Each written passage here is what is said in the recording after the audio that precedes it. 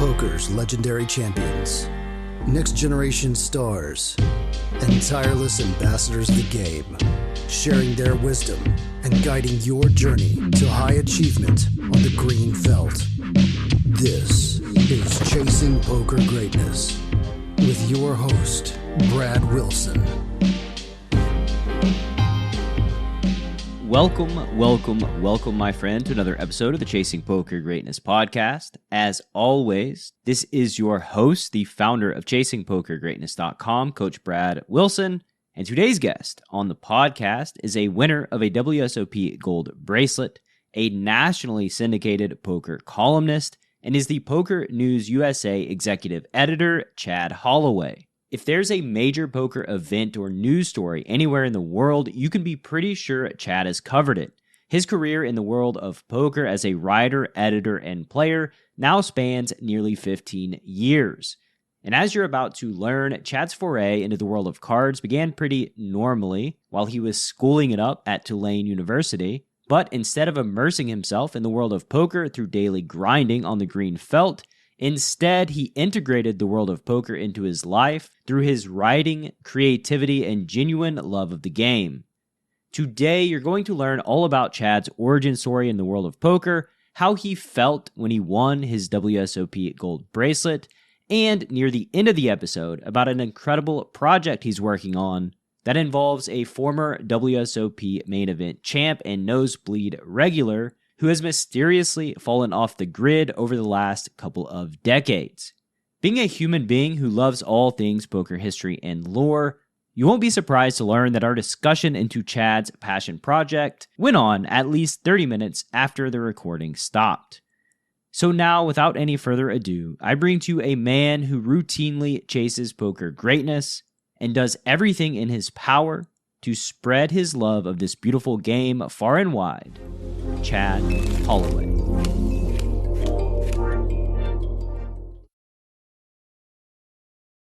Chad, good morning, sir. Welcome to Chasing Poker Greatness. How you doing? I am doing well. Thank you for asking and for having me on. I have been a long-time listener and appreciate everything you've done. So it's an honor for me to join you and chat a little bit about poker. Yeah, it's my pleasure. My pleasure. And yeah, typically just start out, let's dive deep into how you entered the poker world. Like, what does your journey into poker look like? My poker origin story, so to speak. Mm-hmm. Yeah, it goes back quite a ways. I actually don't remember when I first learned poker. I just remember I always played card games growing up as a kid. And my earliest poker memory is me and my friends. We grew up in a small town in Wisconsin with about 500 people. We had one restaurant, and this is back probably around 1990, give or take, when I was about 8 years old. During the summers when there was no school in the small town, every day we would go to this restaurant and order a plate of French fries. I remember it cost $1.26, and the cook would just give us this mountain of fries on a plate, and we would sit for hours in the booth playing a 5-card draw poker for French fries. We were anteing French fries as that.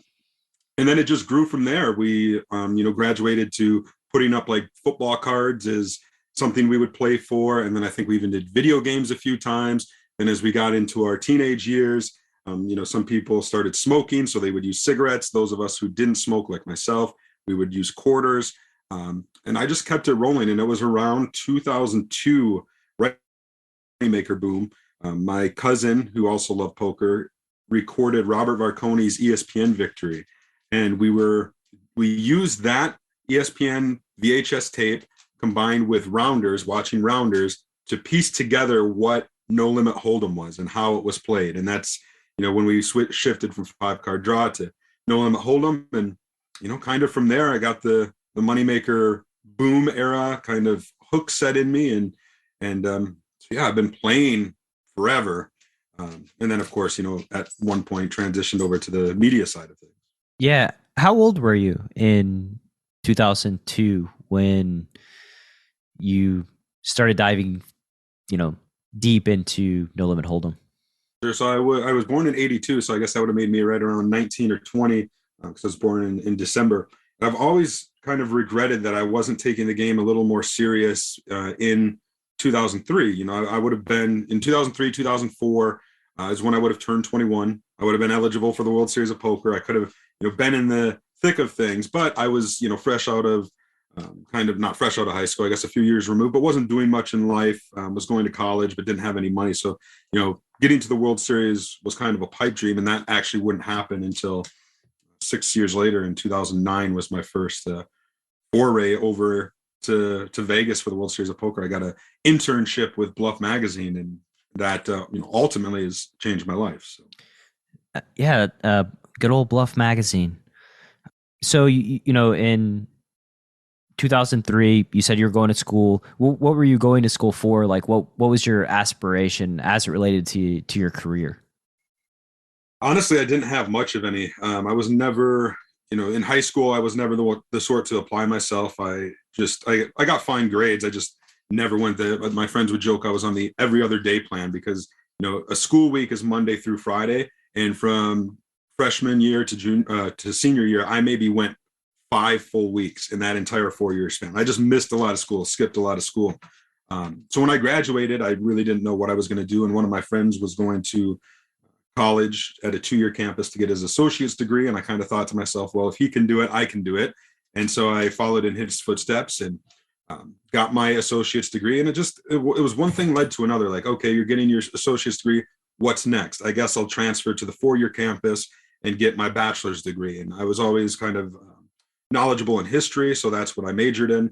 And when that was nearing its end, it's like, all right, what do you do with the history degree?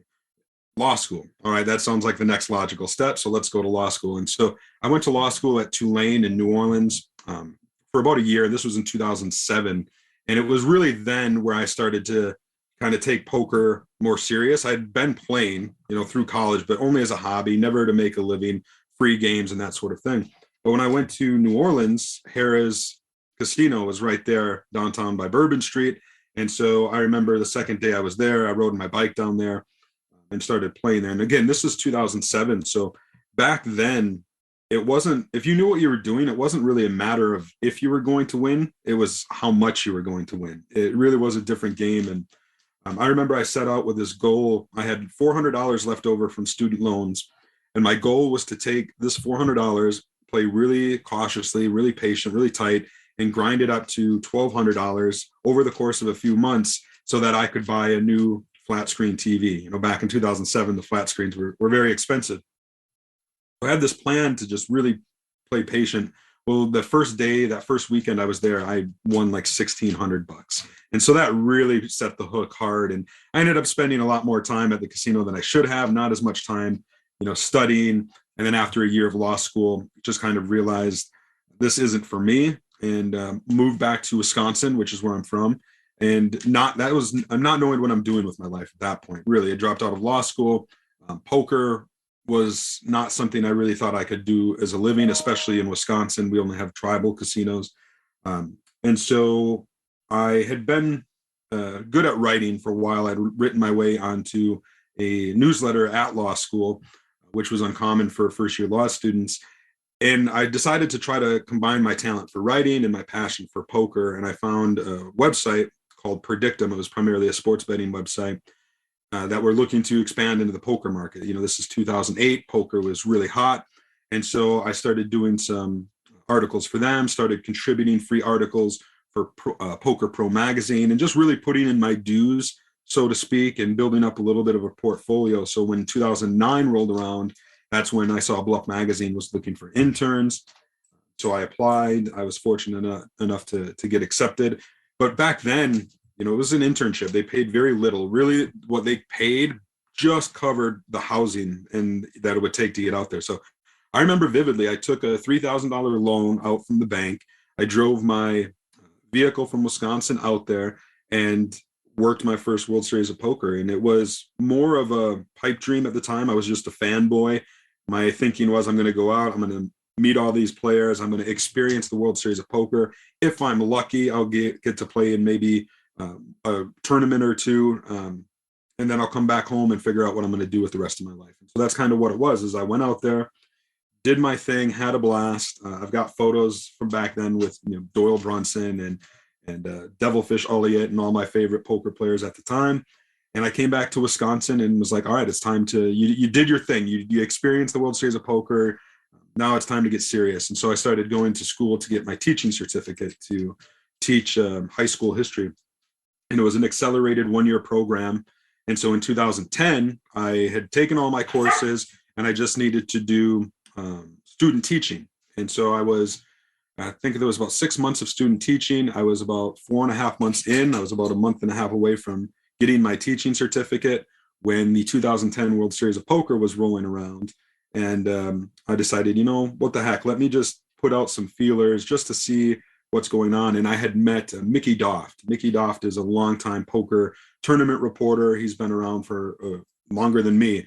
And I met him in 2009. He was working for PokerNews. I didn't know what PokerNews was at the time. I was interning with Bluff, but he told me what PokerNews does. So I said, well, let me reach out to Mickey. So I sent Mickey an email, which changed my life really, because I said, hey, what's PokerNews doing this year? And he's like, you need to get in touch with Gary Gates. Gary Gates was in charge of PokerNews at the time.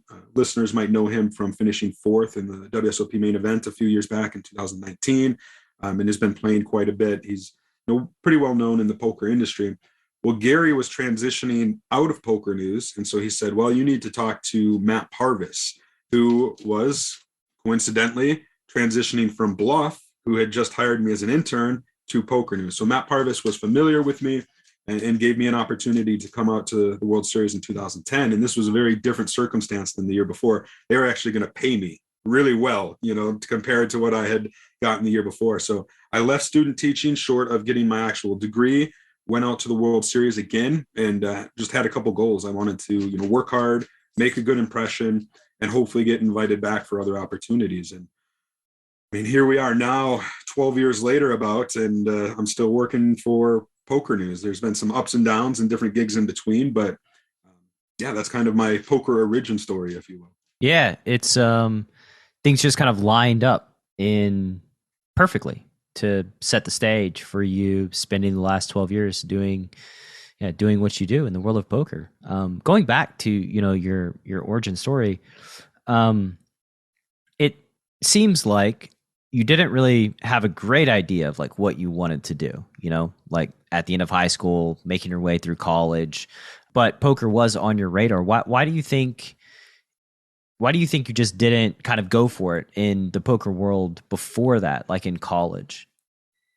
I think probably just financially. I grew up in a small town in Wisconsin. My parents divorced when I was young, so my mom raised me in a trailer park. I grew up in a trailer park till I was 18, and she very much lived paycheck to paycheck and trying to make ends meet, and sometimes she couldn't. So money was always just kind of an issue. And so I certainly didn't have the money to take poker too serious. Like I said, I used $400 extra I had from student loans to really start funding things. And I recall even when I came back to Wisconsin, I was trying to figure out what I was going to do.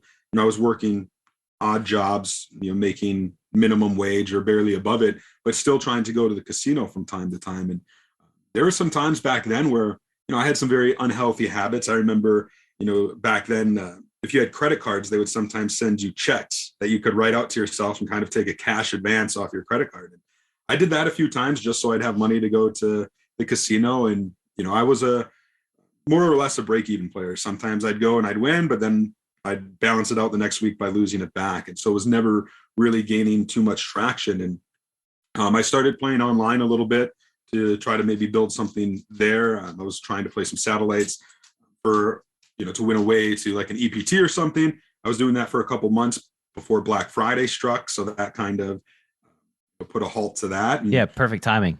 Yeah, right. And, so I flirted with the idea of, this Supernova Elite. What's that all about? But before I could even take that into consideration, like I said, Black Friday. And this was early with PokerNews as well. So 2010, I did the WSOP. It didn't lead to a full-time thing straight away. They reached out to me, said, would you be interested in writing a few articles? And they asked me if I'd be interested in going to an LAPT in Argentina. I said, of course. That was a phone call I'll never forget. And all the while, I just tried to work really hard and showed them that I was reliable. And eventually that did lead to a full-time position with PokerNews and, opportunities to travel around the world. And so I just kind of have always balanced work with playing poker. I do still like to play. I still take my shots. Obviously, in 2013, when I had the opportunity to play the casino employees event and ultimately won that for a WSOP bracelet, that was life-changing, just both personally, achieving that dream, and then professionally, just gave me kind of a rocket boost, if you will. It's just your average reporter to all of a sudden being the reporter who just shipped the bracelet. So Yeah. that was definitely a life-changing experience. Yeah. Tell me about that. Tell me about playing down to the final table and then winning the bracelet. Like, how did you feel? What emotions were, kind of going on through that experience? It was very interesting because it was about a week before the WSOP started that year. I was in New Orleans, back in New Orleans for the global, it wasn't the global casino championship. It was the national championship of the World Series of Poker circuit. So it was the culmination of the season-long WSOP circuit. I was down there for PokerNews to do updates, and they had a player party. And I remember we were on this riverboat having drinks, and there was a circuit grinder that I knew and was friendly with named Nancy Birnbaum. She plays a lot in South Florida now. And we were having drinks, and she kind of said, are you playing anything this year? And I said, well, we just learned the World Series of Poker is going to let us play the casino employees event. We weren't exactly casino employees, but Caesars was hiring us to do the updates. So they considered us employees and gave us the opportunity to play that event. So I said, well, I hadn't really thought about it, but I'll probably play that. She said, well, what's the buy-in? I said $500, which at the time was about what I was comfortable playing with, in my own bankroll. And she says, well, do you want me to put you in? And usually I'd probably say, nah, that's all right. It's only $500. But I thought I'd ask, like, what are you thinking? Most kind of deals like that would be, oh, I'll put you in, but I get 80% or 70% of anything you win. You get 20% or 30% you get to keep. Well, she said 50-50, which is a great deal in anybody's book, I think. So she was going to put up the 500 and I get to have a 50% free roll. And so I said, sure, let's do it. And we go to play the tournament. You already know the ending. I ended up winning it. It was 898 players. Won it for just shy of 85,000, which was a ton of money at the time. Of course, I had half of that. I had 50% of it. So, but it was a whirlwind experience because, look, at that time in my poker career, I was like, all right, I want to win a World Series of Poker circuit ring. Like the ring was where it was at. Winning a bracelet was, I wanted to win a bracelet, but that was going to be 5-10 years down the road when I built myself up and when I built up a suitable bankroll. And so to go in there, it was just a 2-day event. It was a turbo format back then. It was much different than it is now. I think we started with 3,000 in chips. I think it might have been 20-minute levels. And I lost like 2/3 of my stack within 20 minutes. It was, it was nothing special for a while, but then I just kept going deeper and deeper. And we played from almost 900 players down to, I think, 53 bagged at the end of day one. And I was third in chips. And so we were coming back for day two. And even in that situation, you're still 53 players away from a winner. There's a full day to play. You don't think you're going to win it, really. You just, all right, let's just get back to playing. We got like a little more than 2% on average. Yeah. And so I didn't tell like many, my work colleagues knew. Obviously, there were some other PokerNews employees who were still in as well. So we had this group dynamic, which was pretty exciting. But I didn't tell my, folks back home or friends back home. And that day two was it was like a 16-hour day. It was super long. We only had breaks, 10-minute breaks every 2 levels or whatever it may have been. And so it was this whirlwind, like, wow, did this just happen? I made it to the final table. And I remember vividly a hand at the final table. I think 8 players were remaining. And it was against Michael Trevette, who nowadays is went on to become a very accomplished player. He's playing a lot of the bigger buy-in mixed games. He won the World Series of Poker circuit Planet Hollywood main event, and he's just really on the cusp of becoming he's a big name, an established name in poker, but he's on the cusp of becoming a really big name, in my opinion. But back then, he was fresh off being a casino dealer. He was the best player at the final table. He had finished day one as the chip leader, and we had managed never to play against each other until the final table. Just the way it worked out. But my colleague, Josh Kalick, who worked for PokerNews, I think he finished, I want to say 12th place that year. He had played with him a lot. And he told me a lot about Michael Trevette and the sort of game that he was playing. And So I remember this hand vividly with 8 players remaining. It folded to Michael Trevette, I believe, in the cutoff, and he raised it. And at this point in the final table, everyone was relatively short, right? You weren't playing super deep stack. And it folded to me. He raised it in the cutoff, it folded to me in the big blind, and I looked down at ace 8. And I just knew from what my buddy had told me that Michael Trevette was really aggressive. So I just figured he was raising in position. I was going to put in a 3-bet. So I put in a 3-bet, and it is on him, and he pauses for a few beats and then 4-bet jams on me. And in hindsight, this is, definitely probably not the right move, but for whatever reason, I just had this feeling that my ace was good here, that he just wouldn't jam like this. I thought, best case scenario, he's got an ace, but I got him beat. My 8 is better. Like if he's jamming with ace, 5, 6, 7, something like that. Maybe he's doing this with a smaller pocket pair, and then at least I'm flipping. But I just, for whatever reason, didn't get the sense that he was doing it with a better ace or a big pocket pair or anything. And I also think, looking back, there's some little bit of self-sabotage in me, that I just was willing to take a risk. And whatever the case, I did. I ended up calling, and it was essentially for my tournament life too. We were very similarly stacked, and he had King Jack, and I was ahead. It's not a huge favorite, but I was ahead, and fortunately flopped an ace and held and eliminated him in 8th place and became the chip leader. And I think that was the really defining moment for me, because I think it put the fear in a lot of the players at that final table. Like, I'm not afraid to mix it up. And long story short, I mean, several hours later, 8 hours later, what have you, managed to close it out. It wasn't easy though. Heads up was quite a battle. It took a couple hours. It was late in the night, and I'll never forget one hand there where I got it in with 2 pair against my opponent's top pair. We got it in on the turn, so I was 1 card away from winning the bracelet. The river came, it paired the board, counterfeiting me. And my rail didn't realize it. I had all my coworkers and stuff. They thought I won, so they charged the stage. I knew that I didn't win. I saw it right away.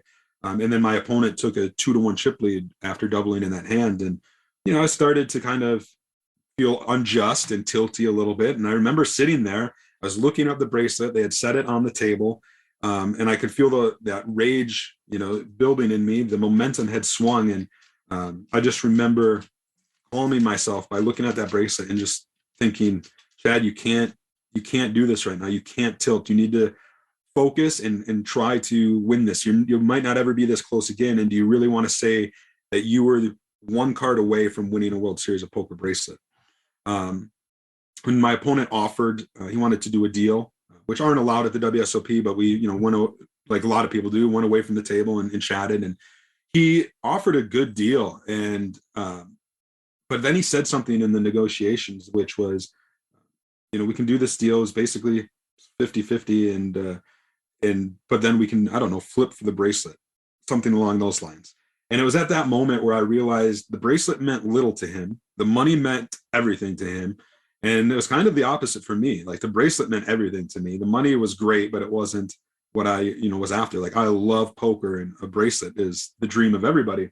And so I realized if I were to do a deal with him, that would take the pressure off of him, right? That he might just come in and go all in blind for all I know. I realized I couldn't do that. So I, politely declined the deal and got the nickname for a little bit of No Chop Chad after turning that down. And then just fortunately for me, the cards went my way, the hands went my way, and I got the chip lead back and ultimately finished it off. And man, like I said, a whirlwind is the way to put it, because I wanted to win a WSOP circuit ring first. And all of a sudden I have a bracelet at the start of the 2013 World Series of Poker, when I'm slated to work the next 7-8 weeks for PokerNews grinding live updates. And so it was hard to have a bad summer after that start. That's for sure. Yeah. Couple things to unpack there. First question that I have is, you mentioned that, growing up, you didn't have much money, and trying to grind your flat screen TV at the casino. Why didn't the money matter to you more than the bracelet? Why was the prestige of the bracelet, the driving force when you're playing heads up there? I think for me at the time, was, I was on the come up as far as I was concerned of building a career. So I kind of knew the money was going to come, or, I was going to work my way up. And the bracelet just meant everything to me. It's hard to state how much I loved poker back then. I still do. Obviously, I've devoted my life to it. But back then, I remember, and I still have them literally 3 feet away from me in a file cabinet next to me. I used to cut out articles from Card Player Magazine, Bluff Magazine, other magazines that are out there. So if there was an article about a poker player, let's say there was an article about Chris Moneymaker, I would cut that article out. I'd read it, I'd study it, I'd cut it out, and then I'd put it in a folder labeled Chris Moneymaker. And I had these like clippings, like an old school reporter might do back in the day before Google and the internet. And I did that for different poker pros, poker tours, poker tournaments, all that. And I just love poker. I was using Hendon Mob back in 2009 and 10 to compile different kind of lists that, like who were the top earners in the game of Raz and things like that. And I just loved poker. I loved the characters. And I think it was just the spirit of competition. Like I've always been the type of person who, if I play a game, I want to win. And so that's why, the bracelet meant so much to me. I guess it was a little bit of validation that I was okay at poker, at least, that I could win, that I could compete. And yeah, I think that's what it was all about for me. And I'm still that way. Like money is great, but it comes and goes. But, if you win a WSOP bracelet, if you win any kind of prestigious title in and out of poker, like those are the things that help contribute to, a legacy and the mile markers of a life that you can look back and say, I achieved this and I did this. And I'm all about that kind of stuff in poker. I really appreciate those players who have a similar view. I don't, hold it against the players who don't care about bracelets and are all about money. There was a guy here at a WSOP circuit stop in Wisconsin who had just won a PLO ring in the WSOP circuit. And I said, congratulations, John, on winning the ring. He said, I don't care. We've both been drinking. I said, what do you mean you don't care? He said, I wanted the money. I don't care about the ring. I'm like, if you don't want the ring, what are you going to do with it? He's like, I don't know. I said, do you want to sell it? And he's like, really? I said, yeah. And he said, $200.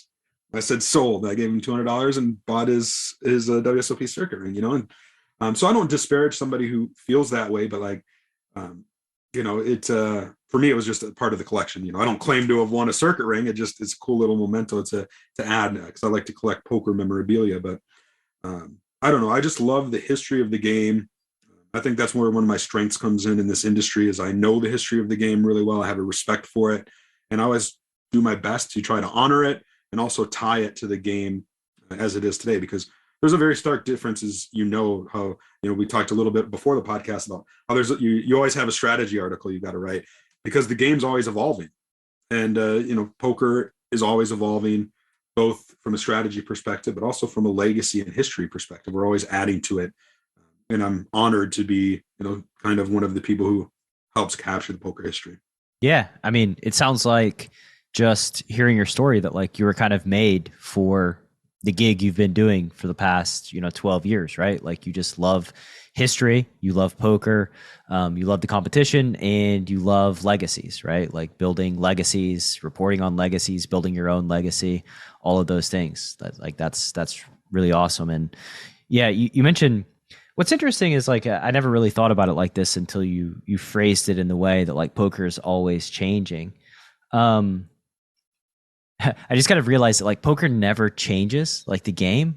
It's the people that play poker that change. It's the player's level of understanding of the game of poker that really evolves and changes. And yeah, like as the people change, the winning strategies also shift and change, because inherently poker is a game of people and human beings that you're playing against. And like your strategy tends to be reliant on their strategy, right? Like you're going to make a strategic move that you think exploits the strategy of your opponent, and that's just kind of how it goes. But yeah, going back to, you mentioned like self-sabotage in that story. I believe you said you have a tendency to trend towards self-sabotage.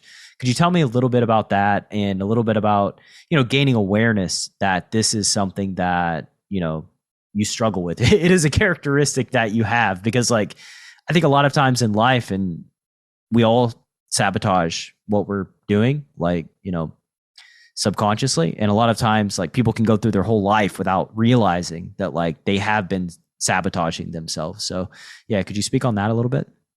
Yeah, I think it's something that I still struggle with to this day, and have moments where I certainly do it. And it's not, always a conscious decision. It's more often than not subconscious. But it would probably take years of therapy to unpack it all. But I think it probably harkens back to just a lot of how I was raised and where I came from. Like I said, growing up fairly poor. I don't know if it's just like this idea in the back of my head of, like, I don't operate where I deserve anything, that I'm owed anything. I try to work hard to achieve what I can, but I think at times too, I always just feel like, it's a hard thing to explain. Like,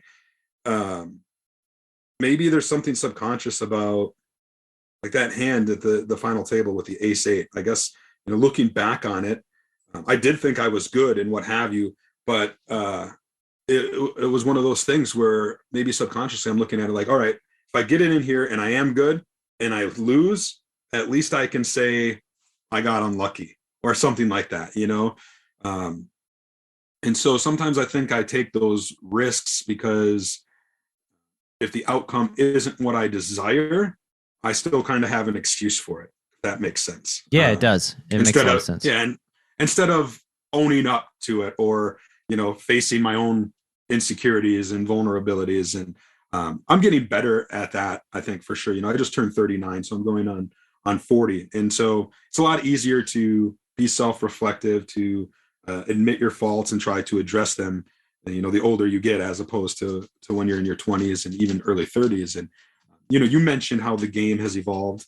It's interesting to me how players evolve in the game, not just from a strategy perspective, but from a life perspective. And it ties into like the self-sabotage. So like when you're in your 20s and you're coming up in poker, you're hungry, you're anxious, maybe you have a passion and you're trying to prove yourself, you're trying to build something. And you see that today. You see it with a lot of the young players that are coming in, like a Landon Tice is a guy who has come on strong, and I've gotten the opportunity to play against Landon, to meet Landon, and I see a lot of that passion and fire that he has, something similar that I had when I first came into the industry. But then as you go along, you see guys, and I'm certainly getting more and more in this camp, who, when they were younger, maybe were more reckless or took more gamble. But then they start having some accomplishments and they have some life experience, and maybe they have life developments, like they have children or they get married. And that gamble and that willingness to put it all on the line shrinks. Now, this is not everybody, of course, but, priorities, I guess, shift. And when you do start having life, not, I won't say it, once you have life, items, when you have a house, when you have responsibilities, exactly. That's the one. Yeah, you're not willing to put it all on the line. You become a lot more conscious about the consequences of things, and well, you have more to risk. Exactly. There's a lot more to risk.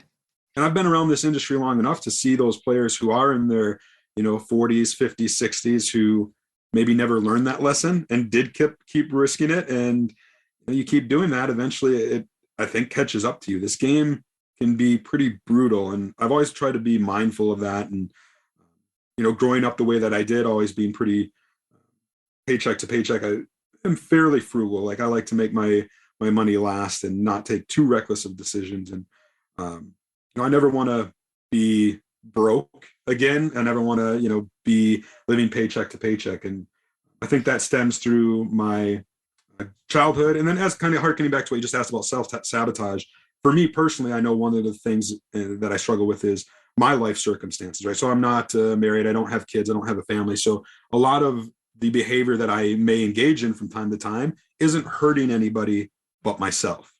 And I was okay with that for a long, long time. As I'm getting older, I'm trying to learn and develop the necessary tools to, appreciate myself more, love myself more, not hurt myself more, through my decisions and actions and things like that. So it's an ongoing thing. It's a growing process, but I feel like I'm doing all right as I'm approaching 40 at least.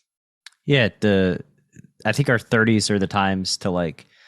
I read a quote a while ago. I'm probably going to butcher it, but basically it was something along the lines of like, in your 20s, it's really exciting learning things. You're just like learning all these things, and it's just like a super exciting time. And your 30s are the times of your life when you get excited about unlearning things, right? Like you've kind of evolved beyond the learning stage to where now it's like, oh wait, like let's challenge this belief that I have. Let's challenge like these things that I do. Like maybe I don't need to do them anymore. And yeah, like just I think most human beings mature, and there's a lot of danger in poker. And even for someone like me, I think that in my 20s, I was quite risk averse. Like I never had a pit problem. I never had a drug problem. I never had like a stripper problem, like the problems that can break a lot of poker players that kind of come and go throughout this world. But when you hang around poker players in casino atmospheres, a lot of the negative behavior becomes normalized. Like a lot of these like bankroll torching events, just they're so like it's hard for me to describe. I had Dan Zach on yesterday, but it's almost like it's such a common thing that you think to yourself like, oh, this is like normal behavior. Like, oh, if they do it, like surely it's okay, right? And that's sort of like a big downfall, and something that like the CPG listener right now I think needs to take to heart is like, yeah, behaviors that crush you will crush you. Doesn't matter who you are. Having a craps problem, a baccarat problem, like will inevitably crush you. So like avoiding those kind of pitfalls and avoiding the temptation of feeling like, well, if they do it, like it's probably okay. I think that's just something that like, yeah, I struggled with that peer pressure aspect of just, deginning it up as a poker player. But like, yeah, you can't have any of those leaks. You're toast if you do. Yeah, go ahead. Yeah, I mean, I agree with you, and I feel like I'm the same boat as you. Like, I don't play in the pits very often. If I lose $40 playing blackjack, I'm more tilted than if I lose a $2,000 pot playing poker. And I don't play slots. I don't sports bet. I intentionally never wanted to learn craps because I've seen what it does to people in the poker world. I've had a front row view of poker players who have won hundreds of thousands, millions of dollars, and lose it all. And I never wanted to be that way. Not that I've ever won that much, but what I do end up winning or have, I certainly want to hold on to. I think my biggest leak is, it's twofold. It's a sickness that I think a lot of poker players have, in that off the table, away from poker, I'm pretty frugal. Like if there's a video game that I'm thinking about buying, I'm like, it's $60. Do I really need it? I need the $60 video game. That seems like a lot of money. But then you get me in a pot limit Omaha game and, I've got a wrap with a flush draw. Let's get my $2,000 stack in as fast as we possibly can. So there's that money disconnect, which is just kind of sick in a lot of regards. And then, gosh, I don't even remember what my second point was going to be. Totally spaced it. But yeah, that money disconnect is always interesting to me from a poker perspective. But I always try to, I don't know, being a history major. Oh, my other advice. I remember what I was going to say now. I do like to have some drinks when I'm playing poker. I think it harkens back just to the history of the game, the romanticism, That's another thing that gets normalized. Like just, Yeah. I've gotten a lot better at pulling back from that, but there's definitely a time where, when I was playing poker, I wanted to have some drinks. And of course, especially in this day and age of poker where it's ultra competitive, playing WSOP events or other tournaments like that, you're going to put yourself at a huge disadvantage when you've got guys who are there for business, and you're battling Chewy, right? Like Chewy probably wasn't up drinking last night and probably didn't have a couple of drinks this morning. He's meditating and doing all of his things to show up to play optimally. Yeah, exactly. And that's something that I've had to kind of deal with and come to terms with. And over my 20s and 30s, I certainly torched a lot of money in cash games or what have you. And I still do from time to time. There was one night during this World Series of Poker where I, had some drinks and sat down, torched off $300 at a, low stakes PLO cash game. But like I said earlier in our chat, that doesn't hurt anybody but me. It's not taking away rent money, not taking away money from a family that I don't have and things like that. So I can do that sort of thing without, huge consequences. But as you kind of just alluded to, it's a very slippery slope. You've got to be very careful because the lifestyle of poker can chew you up and spit you out. I mean, there are a lot of poker pros, like I said, who have won millions of dollars, who had outside income during the poker boom, where they were making hundreds of thousands of dollars a month that are now essentially broke. And those are lessons where, I'm a history major. I've always believed, like, I don't necessarily have to experience something firsthand to learn from it. History is there. There's a map, and a lot of history is cyclical. And so if you don't learn lessons from it, I think you're doing yourself a disservice. So I've always tried to do that, especially in the poker world. Hence why, like I said, I avoid going to the pits. I don't want to know sports betting. I don't want to know craps because, you very rarely do you see that kind of stuff working out for a poker player.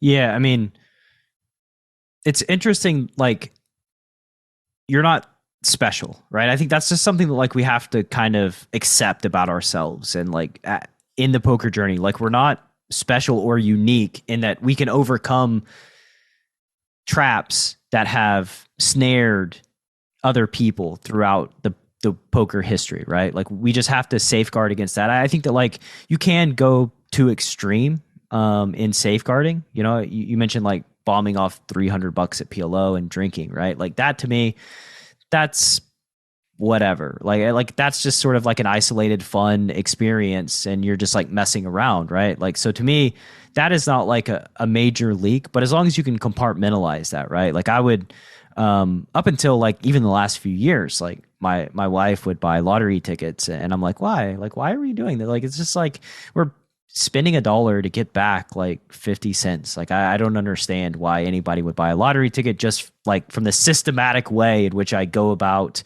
placing bets and living my life. And then, recently I've kind of reflected on that and learned that, like, the sweat is okay, like paying, like spending $20, knowing that on average you're getting $10 back, but just thinking about, like, what would I do if I won the lottery? How would my life change? Like, looking at the numbers and like getting that sweat, I think can provide more than $10 worth of value or EV that you lose. And so, like, I do think that, like, messing around at a 25-cent slot machine or whatever, like, if it's fun and if you're able to not go full degen, I do think there is a place for that. This is like, as I get older, I guess over time I've developed more self-trust. Like, I had a slot machine problem, like when I was 21. It was like the first problem that I had as a poker player was like, oh, I like action. I like getting the money in. In poker, that rarely happens. In a slot machine, I can just switch my brain off. It's like low intensity, cognitive energy spent, and I get action, And so, like, I think I lost, I don't know. I like one night in Tunica, I had like 5,100 in cash on me, and I like stuffed $5K into a $100 slot machine. With my last 100, just like got in my car and drove home. Right, I saved the $100, and like I remember that feeling. And then I didn't play slot machines for a decade, like, not for fun, not getting near them, just staying completely away from them. And then, like, I don't know, over the last few years, it's like, yeah, just play a 25-cent slot machine. I'm not the same 21-year-old kid that was just really dumb and new to the industry, where 25 cents, 3 credits at a time is not going to be like life altering in any way. So, I mean, yeah, like, I guess my stance is softened over time, but like playing big, pressing, going to the pits every night where I just think those are leagues that you just can't overcome. And it doesn't matter how talented you are. It doesn't matter how great of a poker mind you are. You just can't beat that. But yeah, let's go back to the self-sabotage thing too, because I think it's important to just talk about how, and I experienced this as well, where when you don't fully commit and don't fully try in a field, you don't realize whether or not you were good enough to make it. And I think my biggest fear, at least, would be to invest myself fully into something for a while, only to ultimately come to the conclusion that, like, I'm not good enough. I just can't do it. It's beyond my skill set as a human being, right? Like that is like that my ultimate fear, and a thing that has held me back, I think, from, the training space, even the poker space, right? Like even playing in cash games and kind of not pushing myself to reach like the highest stakes that I could possibly make it to as a poker player. Is that kind of how you feel about self-sabotage? That, like, even you mentioned school, right? Like, I slept in school. I missed most days of my senior year of high school. Like, I just didn't go. I didn't try. I made straight B's. So good for me. But even back then, I think like self-sabotage was real, and I didn't want to fully commit only to come up short. Because like then everything people told me, you're clever, you're smart, you can do whatever you want to do, that would kind of prove those people wrong. And that's a really hard thing to break out of.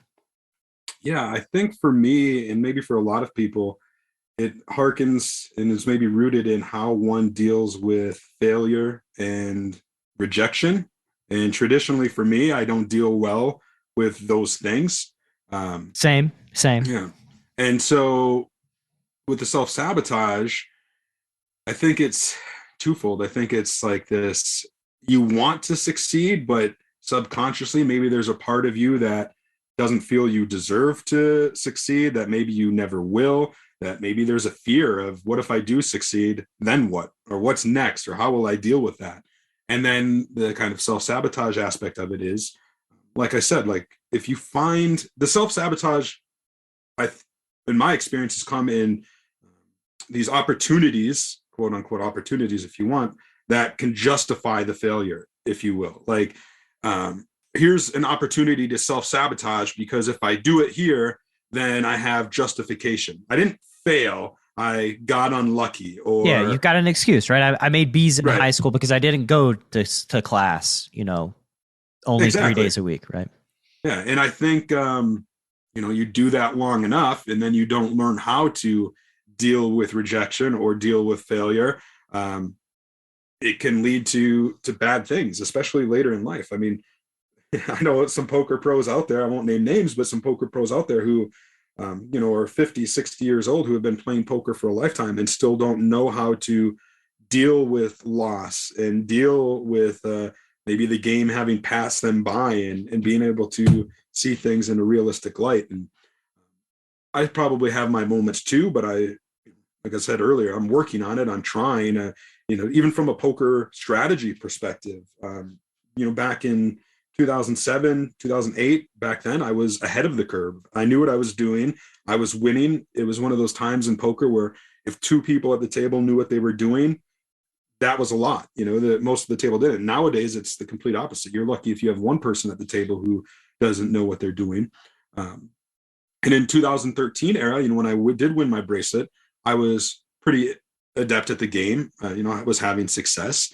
But then between then and now, the game passed me by in a lot of regards. And it took me several years to recognize that, to accept that, and to realize I need, to not necessarily start fresh, but I need to retool my game. I've got a lot of things I've got to learn, kind of like Daniel Negreanu did, at the higher stakes. And I actually contributed, this is several years ago, Jonathan Little did a book called Excelling at No Limit Hold'em and asked me and many others to contribute chapters. And he let us choose what we wanted to write about. And so I pitched, I wanted to combine my love of history and poker, but it's a strategy book. So I thought it would be fun to write about how the game had evolved from, or basically the poker boom up until when the book was being written. And you remember back in 2003, for a standard open might be 3 times the big blind. Whereas at the time of writing the book, it was more like maybe 1.5 or a min raise. And so just examining the nuances of how the game had evolved. And that's what my chapter was about. I was honored when he selected it to lead off the book. It's the first chapter in the book, because I feel it was, and I think they felt that it was indicative of showing how poker just changes. And for me, like I said, I was ahead of the curve. I remember Daniel Negreanu's small ball approach. I'm sure you do too. And like Poker that VT, the whole. Yeah. And that was ahead of the game, and that gave you an edge. But I relied on those skills too long, and I wasn't a winning player. I haven't done much since I've won my bracelet. I've won a few things, had some cashes here and there, but I haven't had that big success that I had then. I want it, but I know now that I can't rely on the skills that I had always relied on that got me to that point. There's a quote, you cited one earlier, and I'm a big firm believer in, when I read a quote that really resonates me, I have a book that I write it down in, and there's a quote that I always try to remember, along the lines of, what got you here doesn't necessarily mean it will take you further. Something along those lines. I'm sure I butchered that. But my poker skills took me to that point, and that was about it. And so now I'm actually in a point in my poker career when I do have the opportunity to play, where I'm trying to learn new things. I'm not hitting the solver streets and diving headfirst into GTO, but I'm at least familiarizing myself with what it is, how it operates, how people do it, how it has impacted our game. And fortunately, with my role with PokerNews, I've always tried to appreciate the fact that I have a front row seat to watching some of the best poker players in the world compete when I'm doing live updates, at the high rollers or at the World Series of Poker. I have access now to poker players. Jonathan Little is a guy I have a good relationship with, a lot of other poker coaches and training sites. And so I have, tools that I'd be foolish not to try to take advantage of. So I try to always do that, and really am just trying to work on my game and play when I can. It's it's a lot of work doing what I do in the poker industry from a writing and reporting perspective, but I still like to play. I still like to take my shots, and I'm fascinated by the game of poker still. To this day, I can't say that I've always loved it. It's ebbed and flowed over the years, where I've really enjoyed what I'm doing. Other times flirted with the idea, like, all right, if I wasn't doing poker, what would I be doing? But ultimately, I think I've been around now for more than a decade, and really don't envision myself going anywhere. It's like the title of this show suggests, it's chasing poker greatness. And even if you attain it, success is and greatness can be fleeting. It's getting to the top, trying to stay on top, and then when you inevitably fall off a mountaintop, just striving to get back there. And I'm definitely in that rat race with a lot of other players in the poker world. Yeah, and I mean, you mentioned something like we only have so many projects we can invest our energy into, and it's really hard to stay ahead of the competition when you've got a project that just takes most of your waking energy, right? Like, which is all your responsibilities at PokerNews. And, for me, like, I haven't released a bunch of podcast episodes over the last probably 2.5 months, right? Like I recorded some and then started like stagger releasing them as I was like running out of new shows to focus fully on my Wolves program, because like I recognize that like I can't write a daily newsletter. I can't release 4 podcast episodes a week while starting a coaching for profit project that requires just full investment of energy and time, right? Because like they're hard. Not many of them succeed over the long run. It's tough building the infrastructure. It's tough communicating concepts to human beings in a way that resonates, that they understand, that they can execute at the poker table.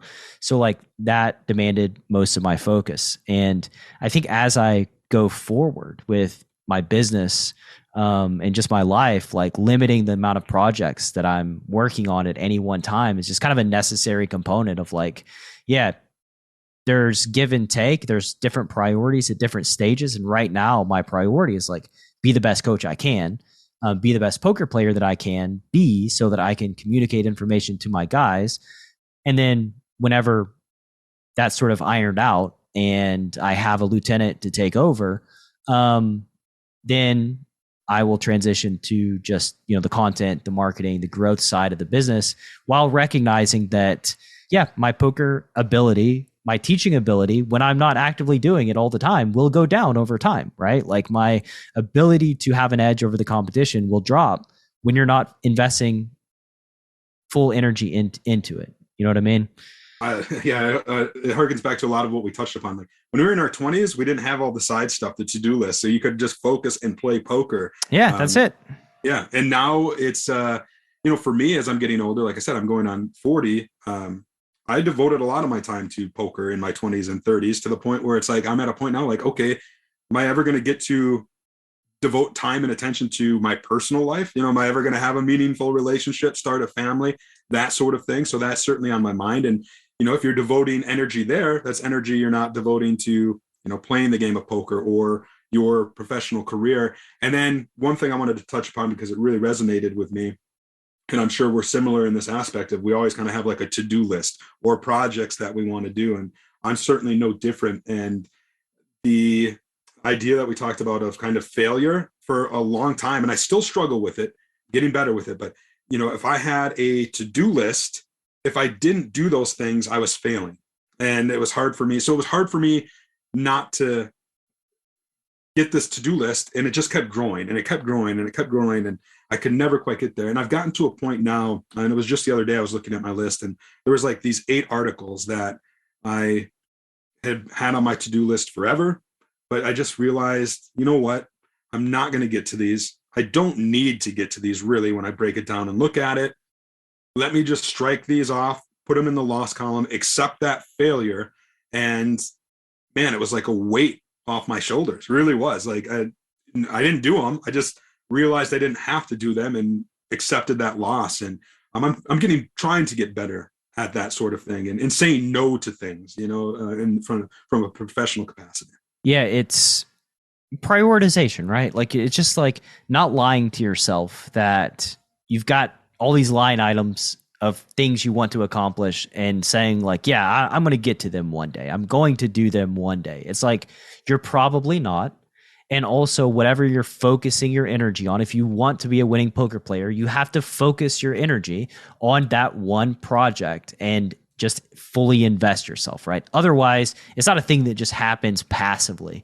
You don't just buy a poker course and then learn the information through osmosis, and you're just a better poker player because of it, right? You have to study the material. You have to practice executing. You have to practice integrating, all of these things. So like, I think just self-honesty and recognizing like what your priority is, what project are you working on, and then, not telling falsehoods to yourself and just investing yourself in that pursuit.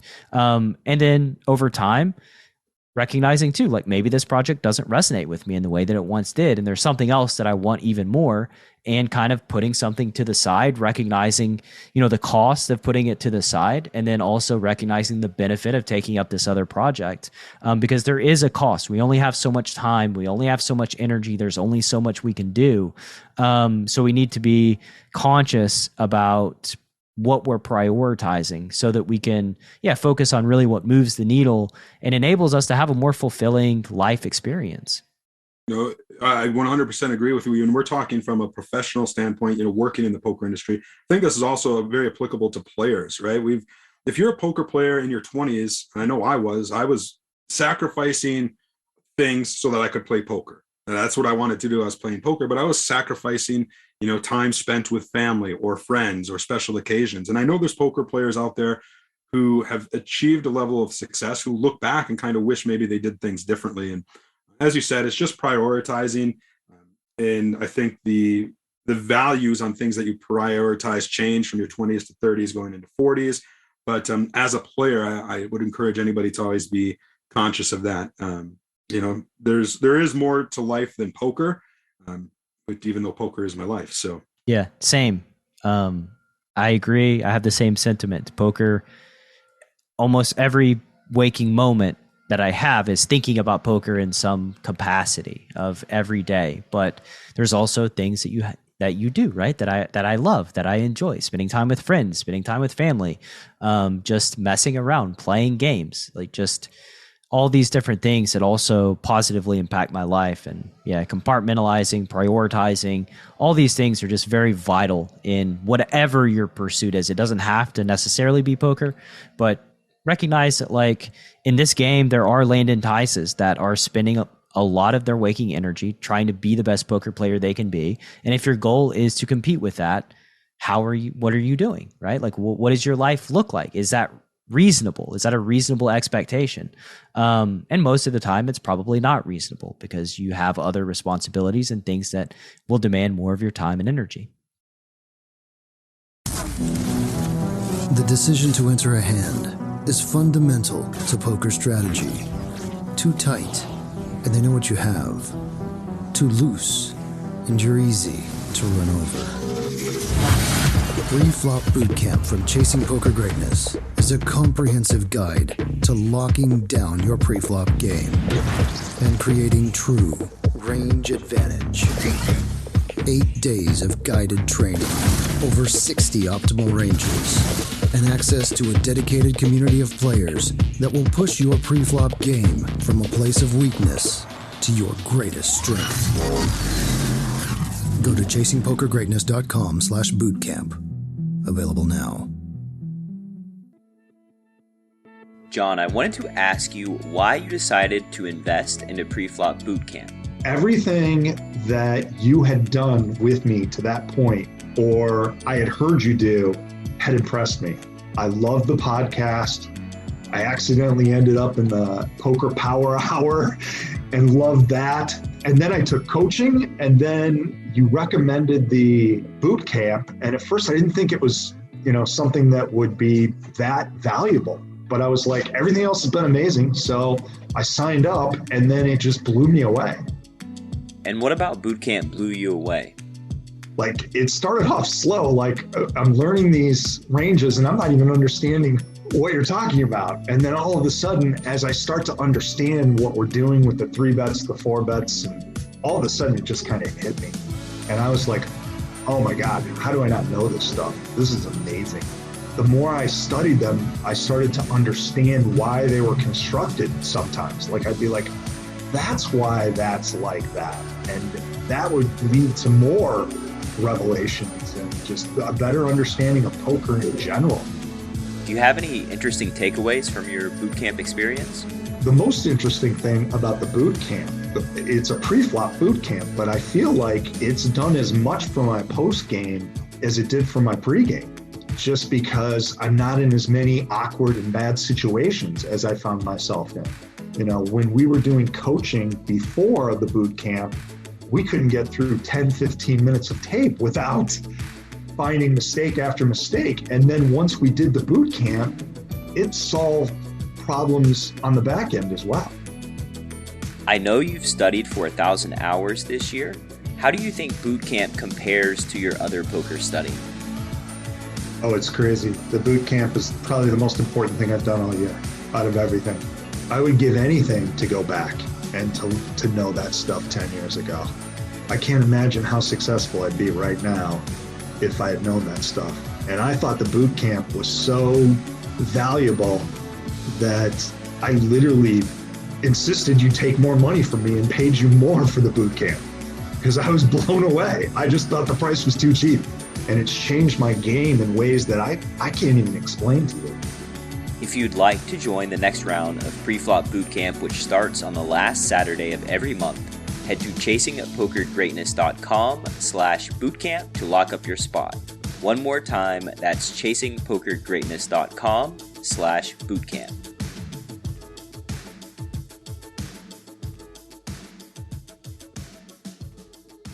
Yeah, so to wrap up, your story through PokerNews and your journey through the world of poker, what does your life look like now as it relates to PokerNews?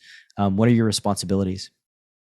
Sure. So from 2010 to 2016, I was really just like a live reporter. I traveled all around the world, reporting tournaments, all different continents and countries. That were some of the best years of my life for sure. I did get a little burnt out. And so from 2016 to 2018, I took a new position with the Mid-States Poker Tour, the MSPT, which is based in the Midwest where I live. And I was the media director and reporter for that tour, which was great. And then in 2019, PokerNews brought me back into the fold. They wanted somebody who was really focused on the US market. And so now I have kind of transitioned out of the live reporting. I was a US live reporting manager for several years, and now have recently transitioned into executive editor for the US. So basically overseeing all US operations for PokerNews, from the content that we put up on the website to the reporting that we do, the relationships that we have, and then of course the online poker landscape here in the US. And in between, I'm still writing articles. That's what I am good at. That's what I'm passionate about. And also co-host the PokerNews podcast with Sarah Herring, which is also a lot of fun. And, just kind of a jack of all trades within PokerNews. I've been around a long time. Sarah Herring, who I just mentioned, is the only other one who's been around quite as long as I have. And so we're kind of old school. And it's so weird for me to think that, because honestly, inside, I'm still that poker fanboy. I'm still that rookie in the poker world. But in reality, I'm a veteran at this point. I'm old by poker terms. 39 going on 40 is old in the poker world. I don't know how old are you? I'm 38. Yeah, 38. So we're right in the same ballpark. But it's been an interesting journey. I'm looking forward to it. PokerNews is doing some great things, and I've already got my sights set on the 2022 World Series of Poker. It's we do the live updates, as I'm sure a lot of people know, and it's a lot of logistical planning. We've already started it, and we're still 5-6 months away. So I'll be back in Vegas. I'm hoping, fingers crossed, to play the World Series of Poker main event again. I've played it several times, but I haven't since 2016. I think was the last time I got to play it. So fingers crossed, because I'm at a point with my game where, like I said, I accepted that I'm no longer good at poker, and I started the process of trying to improve. And I do feel that my game has come a long way since I started that process. And I'm actually really looking forward to using these next 5 months to do some further work and prepare myself for the WSOP. And, I got that taste of poker success. If I never do anything in poker again, I can hang my hat on. I have a bracelet. It's hard to complain or be upset. But once you have that taste, you just want to go back to the buffet and have more. And that's kind of where I'm at. I want to get back in the poker pits, if you will, the poker table, poker streets, and compete and see if I can still compete against the Landon Tices of the world and what have you, and have success. So, that's kind of where I'm at. Yeah, let's not spin this like too horribly here. We're not like senior citizens yet, we still got juice left in us. There's still gas in the tank as it relates to competing, learning. I feel like my brain still works quite well. If Doyle's shown us anything, he's shown that longevity in poker is obtainable, and you can still compete for well into later in life. So yeah, we still got time, man. There's still hope. I agree. And I take inspiration from guys like Eric Seidel and Daniel Negreanu, who have the self-awareness and recognition to realize the game's always changing and that they need to change with it. Because I think one of the advantages a guy like Landon Tice or anybody coming into the game now is they're coming in, their entry point into the game is where the game currently is from an evolution standpoint, right? So they're coming in with the idea that GTO and solvers is the way poker has always been played. Whereas guys like us, we came in at a different entry point, and a lot of those strategies that we knew, that we appreciated at the time, are no longer applicable. The game has evolved. So we can't rely on that. We have to evolve with it. And that's more of a challenge. And that only continues the older you get, because you have a backlog of poker experience that you probably are tempted to rely on. Phil Hellmuth and Mike Mattisau like to rely on a lot of their old tricks, where guys like Seidel and Negreanu are constantly evolving. So I think it's one of those things. Yeah, we're not over the hill yet. We're not out to pasture yet, but we have to be willing to change with the times. Yeah, and I think it's, there's another component to it too, where Landon, young folks who are entering poker are hungry. They're hungry to make it. That's their driving force, and whatever make it means to them, money, prestige, bracelets, the glory, whatever that is, right? And when you've had success for decades and you have, a nice house and you have a beautiful family and you have all these other responsibilities, like that drive oftentimes wanes, right? Like, because you've made it, you don't need to prove yourself anymore. You're already there. And I think that's sort of a thing that you've got to guard against as you go on later in your career, of getting just sort of nonchalant about regularly studying, improving, learning. I think Negreanu does something that I think is really intelligent, in that he creates incentives for him to learn and improve and evolve, right? Like just a public challenge against Doug playing heads up, right? Like,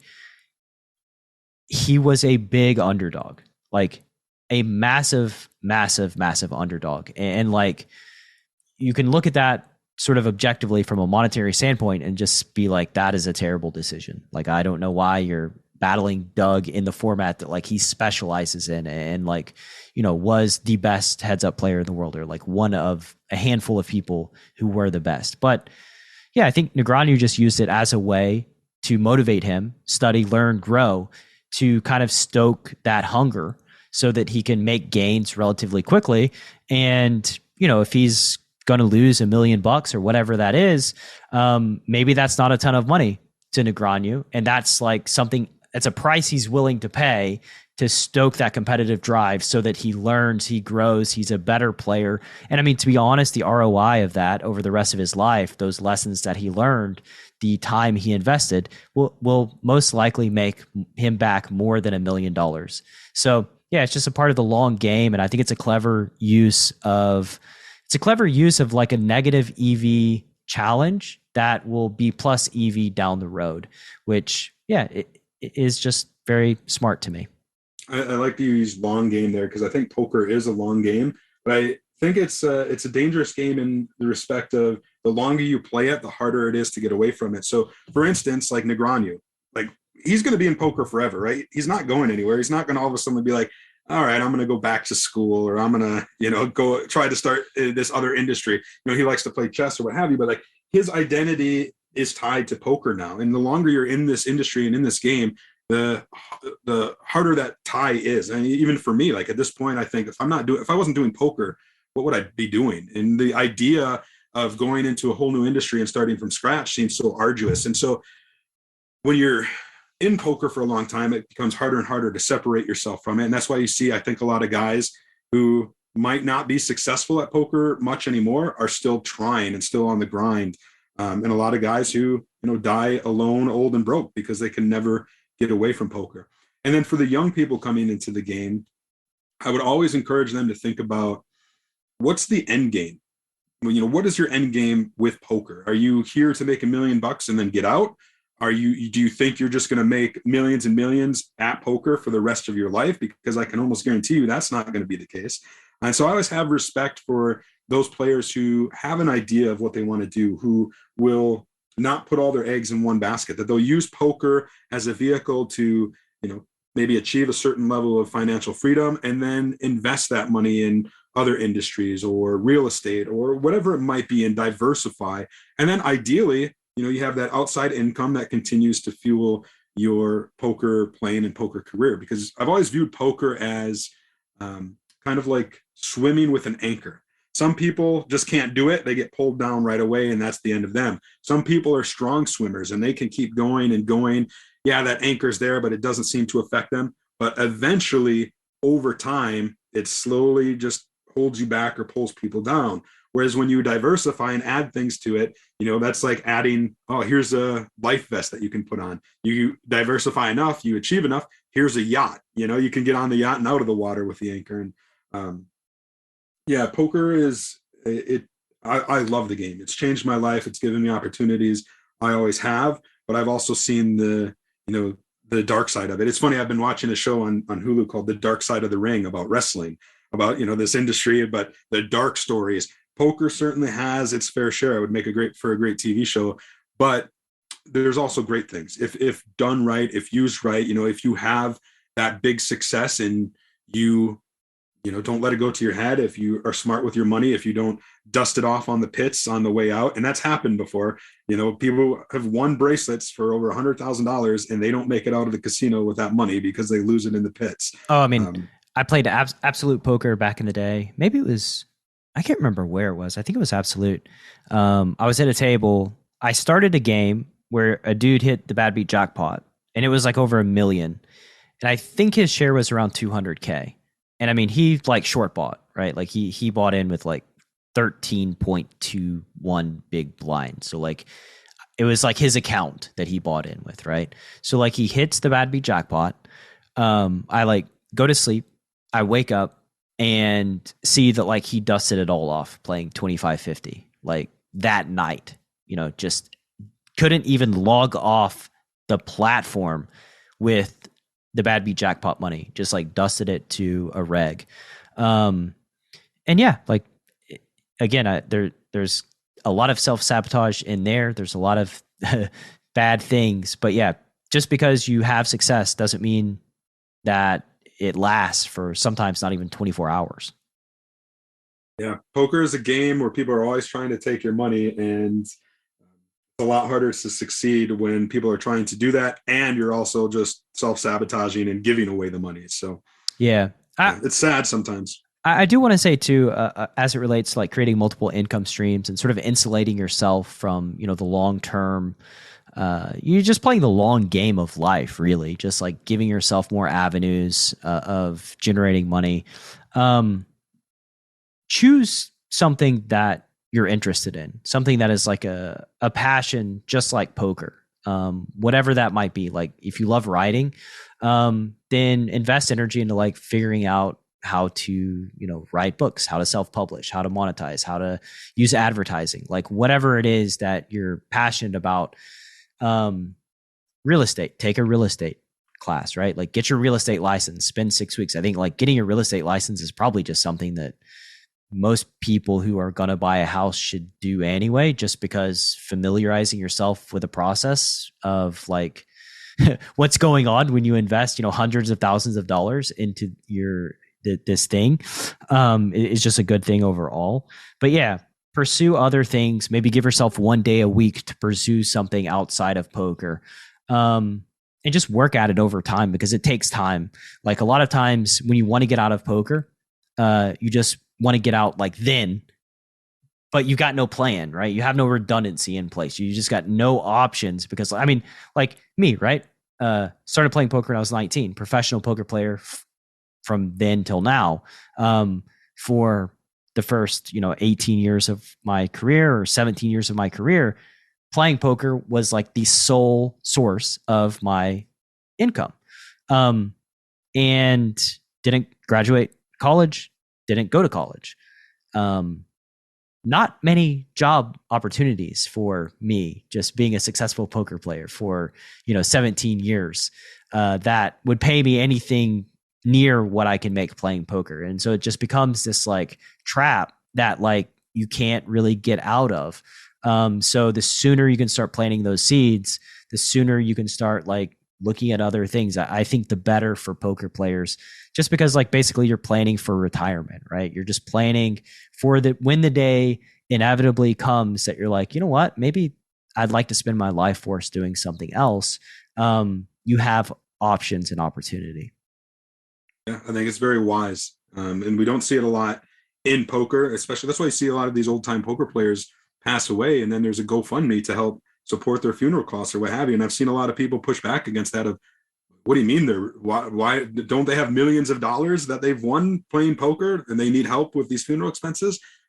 Yeah, they've won millions, but they've also lost it or made poor decisions or didn't plan properly for the future. And, if it's the title of the show, Chasing Poker Greatness, to me, poker greatness is more than just the achievements of a poker tournament or a poker cash game.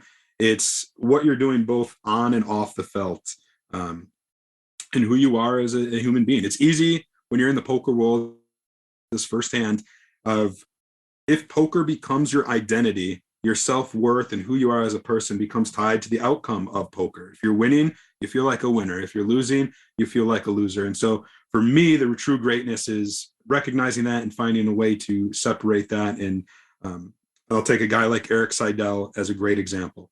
Obviously great on the poker felt, Poker Hall of Famer, and his best career and best results have come after he was already in the Poker Hall of Fame, continues to compete, continues to put in the work, is a humble, nice guy, and has a beautiful life off the felt. You know, he's married, he's got children, daughters, and what have you. And so a guy like that, even a Phil Hellmuth, who puts a high priority on his family, these guys who have found a balance, who have life within poker, but life without the game is, outside the game as well. Those are the ones who I have mad respect for. And really what I'm trying to set myself up for as well is, I want to be great in poker. I am chasing poker greatness, but I also want to be happy and great in life in general. And that's not always easy to do, and to find the blend between those two, I think, is certainly a challenge for a lot of poker players. Yeah, and I think poker greatness, is subjective to all of us that plays poker, right? Like, and for me, there's one more component that I would add. It's being good to your fellow man. Like, not being a terrible human being is a major part of poker greatness to me. And last year, I had Jan Fisher and Linda Johnson on the podcast. And, Jan Fisher was telling stories about like the poker in the late 70s, throughout the 80s, the early 90s, of just the mistreatment of dealers by big poker stars of that era, and how, like, she didn't name specific names, but she, I asked her to just name the good guys, right? And it was like a struggle. It was like to name like 5 to 10 off the top of her head. Like, it was a struggle. And it just made me kind of realize that, like, my idea of poker greatness when I was young and coming up, 21, 22 years old, were the icons of poker that had tons of success throughout that era, the people that I looked up to the most. And now I look back on that and I think like that was a little bit misguided, that the humans that elevate the people around them, that are a joy spending time with while you're playing poker, that don't like just make other people's lives miserable. That's just a major part of poker greatness to me. And I think that like strong poker players ought to know better than to treat their peers, treat the dealers poorly. So anyway, that's just another thing, another aspect of it for me that genuinely matters is like, we're playing poker, and I'll be the first to tell you, Chad, we sit down at a poker table, I'm going to do everything I can to slit your throat as it relates to the strategy and the competition of poker. But like, I'm not going to yell at you. I'm not going to berate you. I'm not going to call you names. You'll leave the casino, and if you crush me, you crush me. Like, well done. Let's battle again tomorrow. But yeah, just anyway, it's a long tangent on just treating people with respect. Everybody that you encounter in the poker world, I just think they all deserve it. And it's just a big part of chasing poker greatness for me. I can't add any more to it. I agree with you 100% and think it's something everybody should do. And there's a lack of it sometimes in the poker world. There are like a comic book. It's there's your heroes and your villains in the poker world, and we would all be better served if everyone just respected the game, respected the people in it, both on and off the felt. And all right, so let's just ask a couple of lightning round questions, and then we'll close up shop, man. So if you could gift all poker players one book to read, doesn't necessarily have to be about poker, what book would you gift them? I mean, it would probably be a poker book, just because that's primarily what I read nowadays. And it wouldn't be a strategy book, because as we've talked about a lot on during this interview, poker strategy always changes. You remember the Dan Harrington books were great. They're no longer really applicable. I wouldn't recommend those. So I think I would choose a poker biography. I think those have kind of the best lessons. And I think you would probably be maybe I would gift, and I actually did just gift this. So I'm going to go with this. I just gifted this last month to a guy I work with. I found it at a thrift store. Just couldn't let it sit there, even though I have a copy. So I gifted it to him, and it was Jim McManus's Positively Fifth Street. Arguably the best poker book ever written. Talks about his run in, I believe it was the 2001 or 2000. I think it was 2001 World Series of Poker main event. He was a journalist who got an advance to write a story and used it to buy into the main event and went on to make the final table. And he intersperses it with the story of the murder of Ted Binion, the son of Benny Binion, the founder of the World Series of Poker. And so it's just, there's a lot of poker history there, but it also mixes in this dream of playing the World Series of Poker main event and chasing poker greatness like Jim McManus did. And so I think every poker player should read that, especially every poker, industry person, reporter should. It's just it's a beautiful book. Nice. If you could wave a magic wand and change one thing about poker, what would you change? I think if I could change one thing about poker, oh man, that's a good question. I feel like there's probably a lot of things that I would change. I think maybe I'd go back and wave the wand and get rid of the invention of re-entry tournaments. Matt Savage. Savage. And I don't hold it against him. I get it. He said he maybe would change that as well. And it's certainly changed the industry. It makes sense. I get it, but I do wonder what the game would have evolved into, or what it would be like today if that concept never actually existed. Matt, don't feel too bad. I think somebody else would have come up with the concept eventually. Like eventually somebody would have realized that, like, oh, we have people that are like, there's a large supply of players that are out of the tournament that would like to continue playing. Let's make that. How do we make that happen? But yeah, I again, like, tournament poker is not really my space. So I don't really, I understand the negative impact of re-entry tournaments, but I haven't researched it fully. So I don't really, my opinion is not super solidified one way or the other. What are the major downsides that you see? I think that it just drains the poker ecosystems way more quickly. It flushes a lot of people out of the game. And I think it overall contributed to, it sped up the evolution of poker a bit, I think. Because it drained bankrolls faster to less talented players, and they filtered out of the game even faster, those who succeeded. So just consolidated these poker ecosystems a little bit quicker, in my opinion. And, another magic wand thing, I don't think I'd actually wave this one, but I actually was wondering this about 2 weeks ago. I had some thinking about what would poker be like if there was never the industry that sprung out of the poker boom. And by that, I mean, when the poker boom happened, all of a sudden you had people rushing to release poker books, to start training sites, and to really start sharing the strategies and secrets of the game in this huge manner. And so that's why you've seen the game evolve from, 2005 to today. You've seen an evolution in 15 years in the game that you didn't see in the previous 4 decades, if you will. And ever. Yeah. And so I wonder what life would be like. You would probably be making a lot more money. I'd be making a lot more money if all that information wasn't flooded out into the poker world and people were able to learn. And it might be one. It's like almost like chess. Like chess is to a certain degree solved with. I'm not a chess guy, but poker has become just so much more and more solved that it's harder to compete. It's harder to succeed.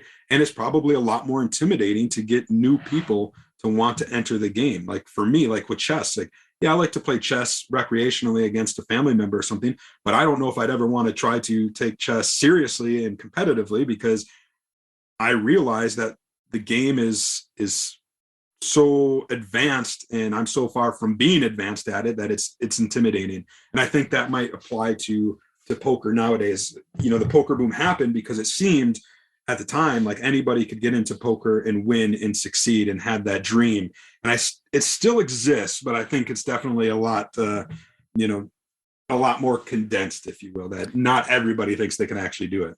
Yeah, I I'm more optimistic than you, I guess, about all of that in the strat side of the game. I think that like you're playing a game against human beings, and that's like the ultimate variable that's really difficult to solve for. And poker is such a massively complex game when you factor in the human element that solving it is quite difficult. Like solving it for, max exploit is just quite difficult. And I think that like in some weird way, solvers have made the game softer for like not the elite of the elite and not like the best players, but like there are bad assumptions that you can take from using solvers if you're like using them incorrectly or using them poorly. They're like just things that you can really just believe about the game that are just fundamentally not true when you go out and start trying to apply them in practice. So, I think the poker dream is still alive. And I think that like the barrier to entry, while is much higher than it was back in 2005, is still something that's not overwhelming. Like the bar, you can still clear it. I think back to my Tactical Tuesday co-host, John, just a year and a half ago. He was a live pro and he was pretty nitty live pro who had never played online poker, and everyone that he played against live was basically like, online poker is where the wizards and solver guys, they just live and they just crush, and it's impossible to win, et cetera, et cetera. And now, a year and a half later, he's, battling in like the 1K no limit streets and like winning it over 8 big blinds per 100. And, I'm building my stable operation. I wouldn't be building my operation if I thought that it was like an insurmountable challenge to still carve out a good win rate playing poker. So yeah, I think a lot of times humans kind of build it up, succeeding at poker into some insurmountable challenge. But I think it's certainly doable with everything that like I know about strategy, where it's headed, the tools that people are using to get there. I think it's still ripe. It's still early on. There's still lots of opportunity for folks out there. I believe. Yeah, I don't disagree. And look, the poker landscape is different. You can't come to the MSPT, a mid-stakes poker tour, and use the GTO principles that you might take into a 50K high roller, right? That you could bring it, but it's probably not going to have the same success. And likewise, like online's a little bit of a different game than playing 1-2 at your local casino. So I definitely think people can still succeed at poker. I just think as we've talked about, you got to put in the work in this day and age. Yeah, you do. Like it's going to be hard to show up for the main event, never playing a live tournament before and take it down. Like it's more difficult for a moneymaker-esque event to just kind of go down in this day and age. But yeah, I mean, what's the point of life? You got to work hard, you got to earn it, and then you move on from there. And I think becoming a winning poker player is a thing that you can still earn, as of 1/13/2022. Now 10 years from now, I have no earthly idea. But as of today, I think it's something that you can still do. And I think live poker will just go on forever. I think it's just, yeah, there's limited data about live poker. The fields are so big, like there's such demand for it from just all around the world. And you're kind of fenced in demographically too, where like your local casino, your local casino 5-10 game is probably going to be beatable and a good game just sort of forever. So anyway, that's my little tangent on, the future, where I think the future of poker is headed. I think it's still ripe. We're still growing. There's still a ton to learn. And yeah, excited to see what happens next. I certainly hope you're right, because I'm not going anywhere. I'm going to be in this industry and I want it to thrive and be great. And I'm a firm believer in the poker world that a rising tide raises all ships. If something's good for the game overall, it's good for all of us. It's good for us from industry side of things. It's good for players. It's good for operators. And I love nothing more than to see the game of poker succeed. I always try my best to help it succeed. And it always hurts a little bit to have to write one of those stories that reflect badly on this game that we love, because unfortunately there are, like I said, villains in this game and what have you. So, but you're right. Poker's not going anywhere. It's been around a long time, and it offers live poker, especially, an opportunity for people to have scratch that competitive itch and socialize. And as long as you have those sort of things, I think there's always going to be people who want to participate, me being one of them. Yeah, and as long as the dream's alive, right? Like the poker dream, I think that's something that, like, the online poker platform specifically, as time passes on and the US market opens back up, selling the dream, right? Like the dream that you can aspire to be a professional poker player, that you can make money, that this is a game that can be beat, is something that just should be evangelized, because it's a driving force for a lot of us. I wouldn't be in poker without this idealized dream that I could have made it. And for future generations, that just is something that, without it, I think poker dies. Like that would be the death of poker, when people stop believing that they can learn enough, grow enough to be able to beat the game. I think that would just be the end of the game. All right, man. Well, 2 questions, and then we'll close down shop. So what's a project you're working on right now that's near and dear to your heart? One project that I've been working on for a long time, and I feel like I'm finally got all the pieces, I just need to put together the puzzle now, is several years ago, I decided I wanted to find out what happened to 1992 World Series of Poker main event champ Hamid Dastmalchi. He's a four-time bracelet winner. He chain smoker. Chain smoker. Yeah, he was huge in the 90s, and basically nobody has really heard or seen much from him since, like 2004-ish. And so I kind of made it a personal challenge to set out, see if I could solve that mystery.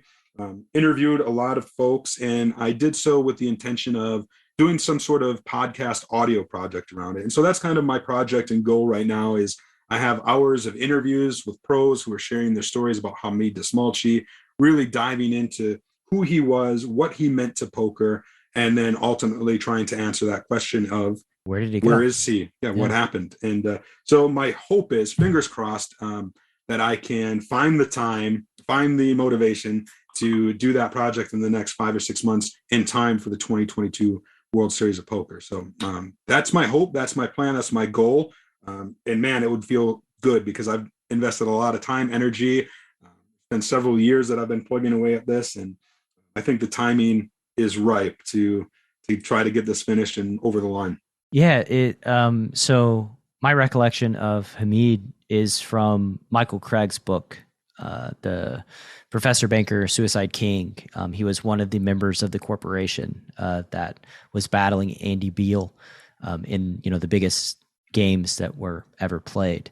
So yeah, that's it. It was kind of mysterious, right? Like reading that name and then asking, like, where is he? Where did he go? What happened to him? Because obviously he was well respected by his peers, else he wouldn't have been chosen to represent them in that prestigious format. It was fun listening, and I can't wait to share it with listeners of hearing the stories told by poker players about Hamid. I spoke with Ted Forrest, who played Hamid heads up in that chain smoking match that has been written about. I spoke to a lot of people, Johnny Chan, Phil Hellmuth, all the big names I had access to through the World Series of Poker. I pulled them aside and said, hey, you've got this connection to Hamid Dastmalchi one way or the other. You played against him, what have you.